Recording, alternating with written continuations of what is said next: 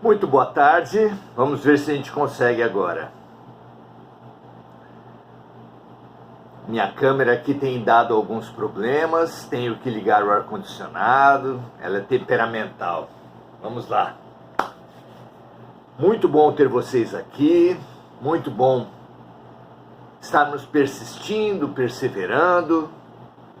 Aquele que perseverar até o fim, este será salvo. É a promessa de Jesus para todos nós. Perseverança no bem, perseverança na boa vontade, perseverança no estudo, na intenção de melhorar-se, de praticar o bem, de conhecer-se, de conhecer a vida. Muito bom, é para isso que nós estamos aqui e por isso é muito bom ter cada um de vocês aqui. Muito bom, muito boa a sua decisão. Nós saudamos o comparecimento, a perseverança, o compartilhamento. É remar contra a maré? É. Do mundo em geral, que estão envolvidos em guerras, extremismos, fanatismos, polarizações, egoísmos, sim. Mas é também remar contra a maré nossa, a nossa tendência. Há uma lei de inércia, as coisas tendem a continuar do jeito que estão. E cá entre nós, nada deveria continuar do jeito que está. Nem o mundo, nem nossas coletividades, nem nossas religiões, nem nossas ideologias, nem nós mesmos. Então, por isso, é que esse investimento na mudança que estamos fazendo aqui, além de outros vários, que tenho certeza cada um de nós está fazendo, a boa vontade de perdoar as pessoas, de perdoar a si mesmo, de se arrepender dos seus erros, de estudar, de investir no acolhimento da sua criança ferida, no estímulo aos potenciais inúmeros que há na criança, que há no espírito. Tudo isso é ação de transformação, tudo isso é ação de autorregeneração, e toda autorregeneração é fundamental para que nos habilitemos à regeneração planetária. Maravilha estarmos juntos, parabéns por todas as iniciativas e parabéns por estarmos aqui nos encorajando, nos conhecendo, nos estimulando mutuamente. E assim seja e assim permaneça. Hoje estamos estudando esse livro, O Consolador, autoria espiritual de Emmanuel, pela psicografia de Chico Xavier.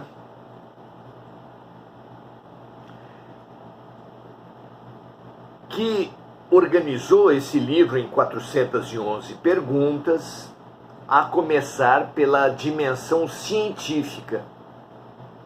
Já falamos da química, já falamos da física e agora estamos na biologia. E dentro da biologia, hoje particularmente, estudaremos o início da vida, o início da encarnação. Há particularidades, há questões saborosas ao início da nossa vida que merecem um estudo mais detido, nada se esgotando nas perguntas aqui colocadas, mas estudamos essas duas questões de hoje em estímulo, em encorajamento, para que cada um de nós tome esse nível alto das informações aqui prestadas por Emmanuel, para aprofundar nossas pesquisas, nosso conhecimento específico e geral, assim de fora como de dentro. Tudo isso impulsionando-nos a sermos melhores, a praticarmos o conhecimento adquirido. Irreprimível essa vontade, esse movimento. Maravilhoso que nos dediquemos à prática do bem. Muito bom. Hoje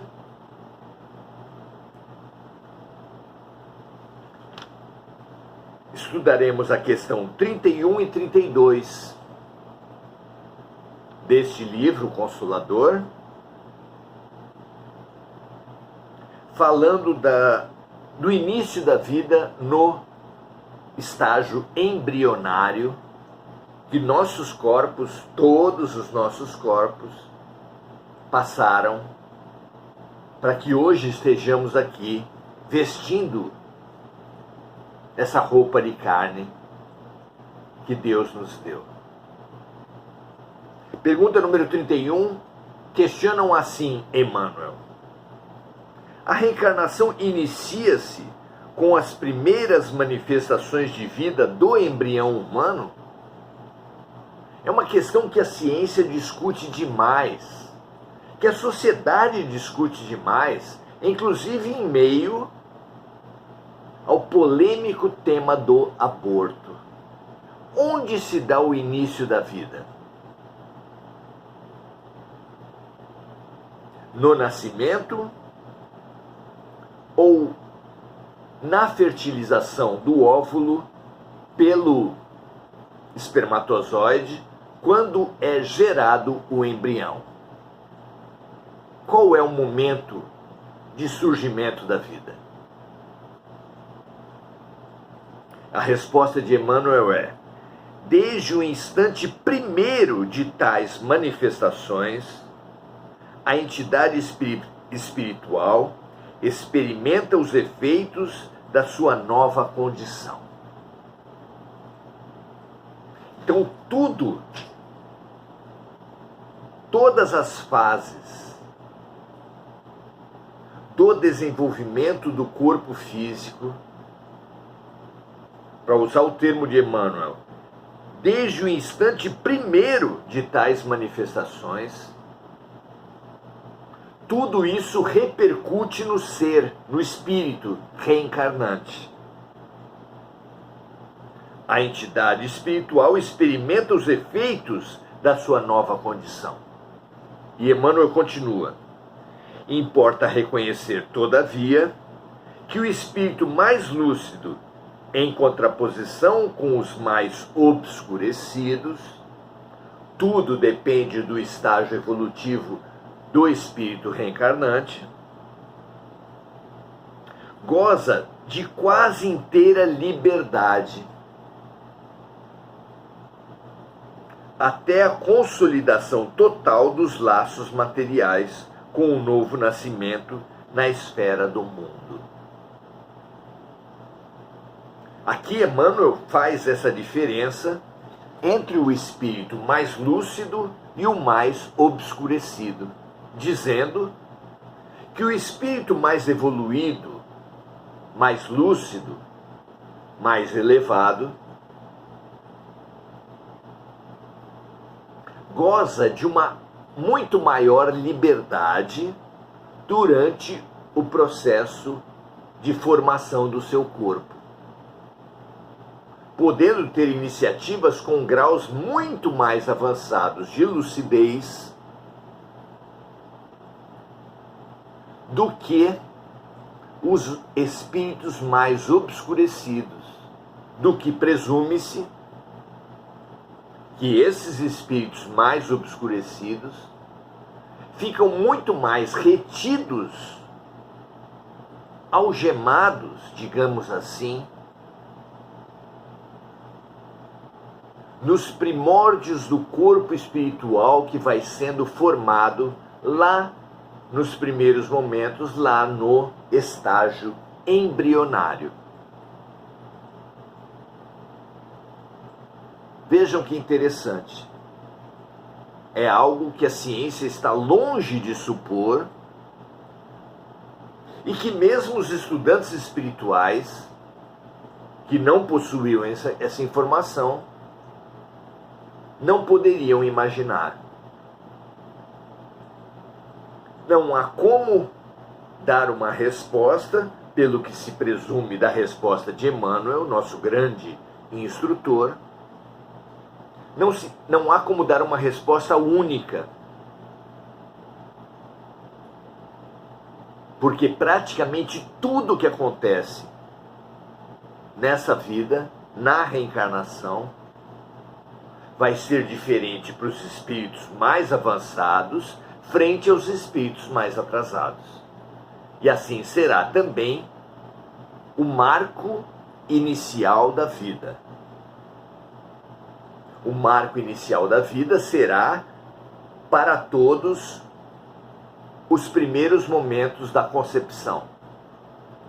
Mas sentirão diferentemente as repercussões da formação do corpo no seu espírito, os espíritos mais elevados frente aos mais atrasados, de forma que os mais atrasados ficarão mais presos ao corpo, enquanto que os mais adiantados ficarão mais libertos,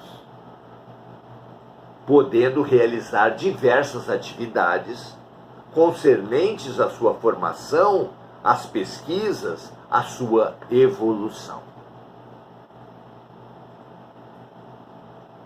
Isso acontece também aqui, quando já encarnados.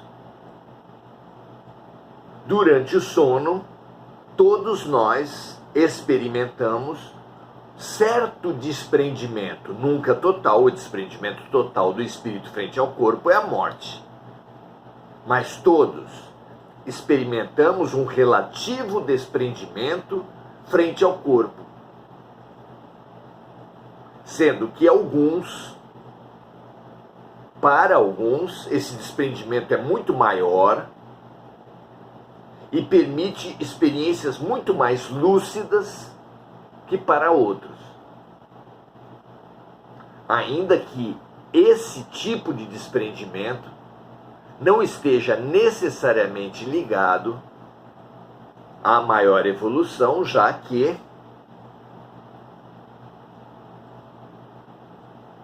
alguns espíritos moralmente atrasados podem ter desenvolvido uma capacidade de viagem astral, de desdobramento, de expansão da consciência durante o sono mais avançado que alguns espíritos melhores moralmente, mas que não desenvolveram, não se dedicaram ao desenvolvimento da prática desse desdobramento, dessa projeção astral.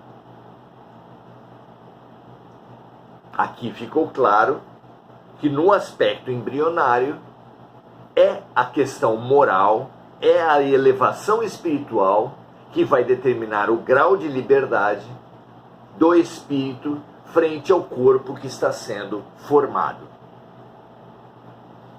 Muito bem, pergunta número 32. Quando o embrião está sendo formado, existe uma interpenetração de fluidos, olha que interessante, entre a gestante e a entidade então ligada ao feto? Existem consequências verificáveis? Todas as mulheres que já experimentaram a gravidez nessa vida, e de resto todos os espíritos que nas nossas centenas de encarnações nós todos já encarnamos como mulheres, e dada a enorme quantidade de vidas, todos nós, quando encarnados como mulheres, experimentamos a gravidez, a geração de filhos. Mas mesmo aqueles homens que já acompanharam suas companheiras, suas irmãs, no processo de gravidez, de geração do filho, no processo gestacional, sabem que há fenômenos muito interessantes que ocorrem durante a gravidez. Aqui é perguntado para Emmanuel se existe uma interpenetração de fluidos energética entre a entidade reencarnante e a gestante. Que consequências essa interpenetração gera no processo gestacional? Vamos à resposta? Emmanuel diz: essa interpenetração de fluidos é natural, nem poderia ser de outra forma, já que ela ocorre, acrescentamos nós, aqui na Terra mesmo. Os fluidos de cada ser, de cada pessoa, compõem a chamada aura. Mais modernamente, o campo magnético, eletromagnético, que todo ser vivo, especialmente todo ser humano, cria à sua volta a partir das suas emanações mentais, como pensamentos, sentimentos, palavras e ações. Tudo isso forma esse campo, essa aura. E a proximidade física e por afinidade dos seres gera essa interpenetração. Então, dois seres muito afins, quando se aproximam, mesmo que não se aproximem fisicamente muito, gerarão uma interpenetração. Às vezes, à distância, essa confluência energética já acontece. Quando essa similitude, essa sintonia de fluidos gera uma aproximação física, é maior ainda essa interação. Mas nenhum momento de dois seres acontece maior proximidade física e, consequentemente, energética de fluidos do que a gravidez. Não é verdade? Muito bem. Então, essa interpenetração de fluidos, diz Emmanuel, é natural e justa, ocasionando, não raras vezes, fenômenos sutilíssimos, como os chamados sinais de nascença, que somente mais tarde poderão ser entendidos pela ciência do mundo, enriquecendo o quadro de valores da biologia, no estudo profundo das origens. Outros fenômenos, além dos sinais de nascença, que ocorrem durante a gestação, como, por exemplo, os enjoos, que algumas vezes, conforme a gravidez se dão mais suaves ou mais fortes, eles são sinais de adequação, de interação de fluidos. As sincronicidades que acontecem na gestação e nos primeiros momentos da vida também são sinais de interpenetração de fluidos. É muito comum que a mulher, a mãe, precisando se distanciar do seu filho recém-nascido, sinta o que ele sente. É clássico que no momento em que o recém-nascido está chorando por vontade de mamar, por necessidade de mamar, a mãe distanciada dele tenha o fluxo de leite jorrando do seu peito.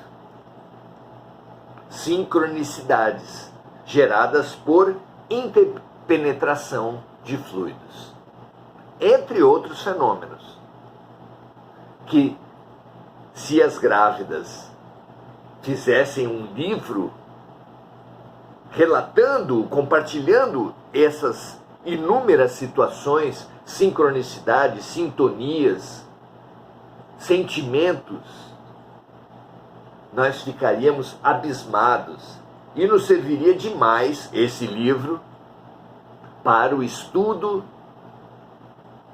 dessa interpenetração de fluidos que a ciência muito precisaria estudar, mas também o espiritualismo racional, lógico, a fé raciocinada se debruça com proveito, como fazemos aqui.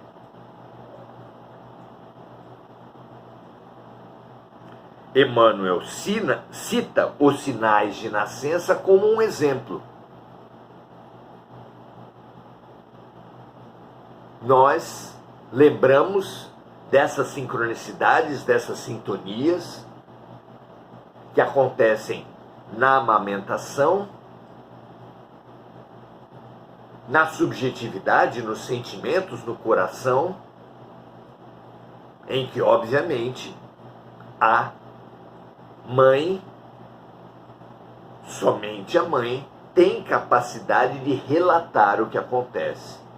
Mas, mais tarde, submetidos a sessões de hipnose em regressão,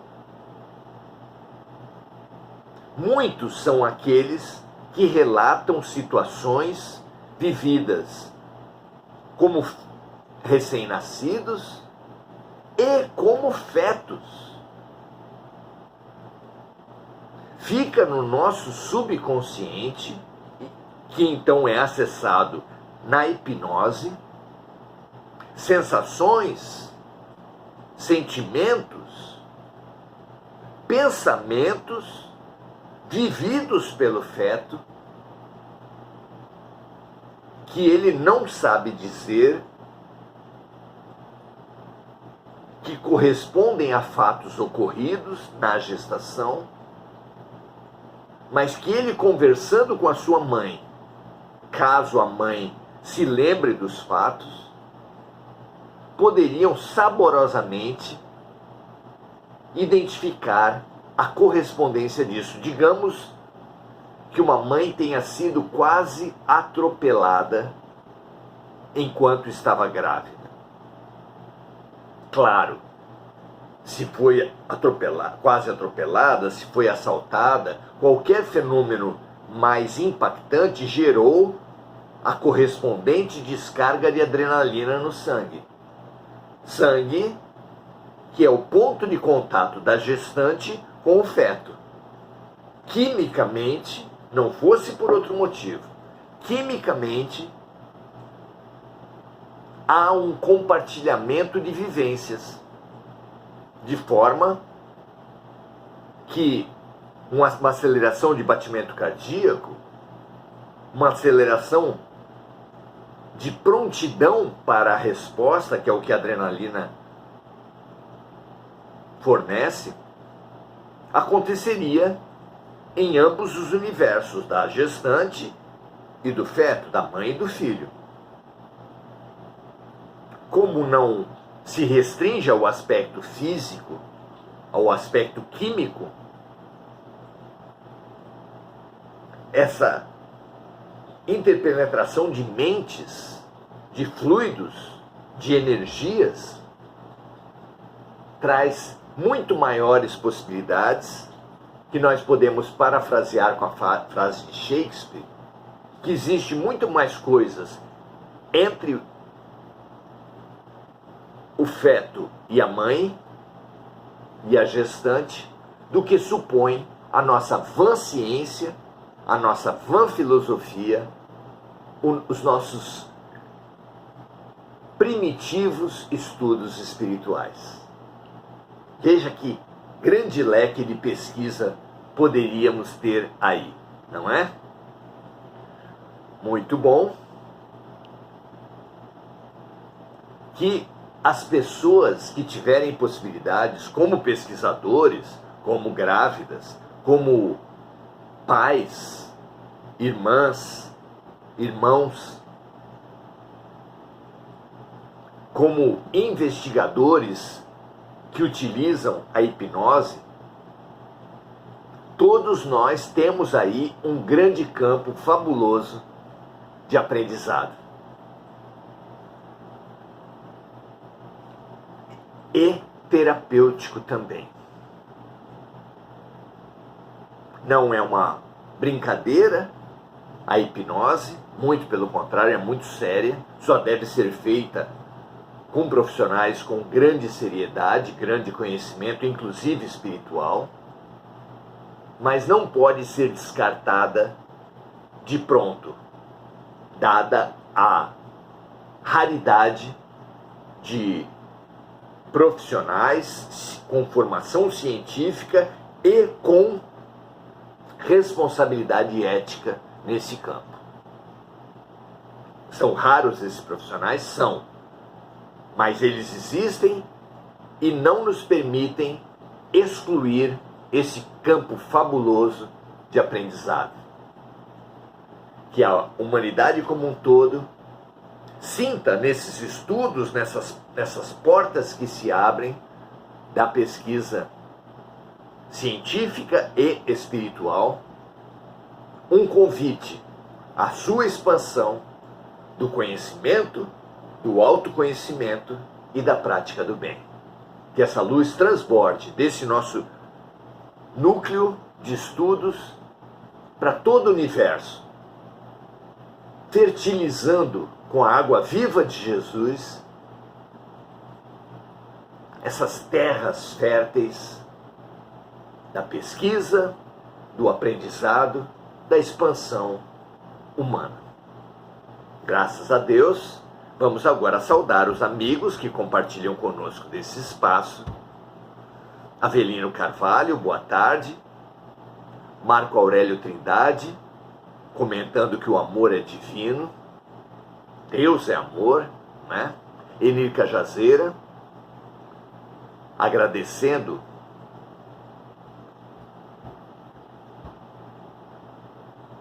as boas energias que ela pede pela saúde do filho. André Santos dando o seu boa noite. Mônica Silva vibrando pela amiga Enir Cajazeira. Rosângela Hautmann, boa noite, irmão em Cristo, para todos nós. Mônica Silva lembrando de amigos encarnados, desencarnados e vibrando pelas vítimas das guerras e dos desastres climáticos. Adelaide Dias dando também o seu boa noite. Ficamos muito felizes com a presença de todos, com essa dedicação de serviço e de bons fluidos, boas energias para toda a Terra, para todos aqueles que tiverem, como nós, boa vontade no estudo, no descortinamento espiritual. E fica o nosso convite para que amanhã nós continuemos nosso estudo, já que esse tema, que aqui saborosamente, estimulantemente nós discutimos, continuará amanhã. Um grande abraço a todos e até amanhã.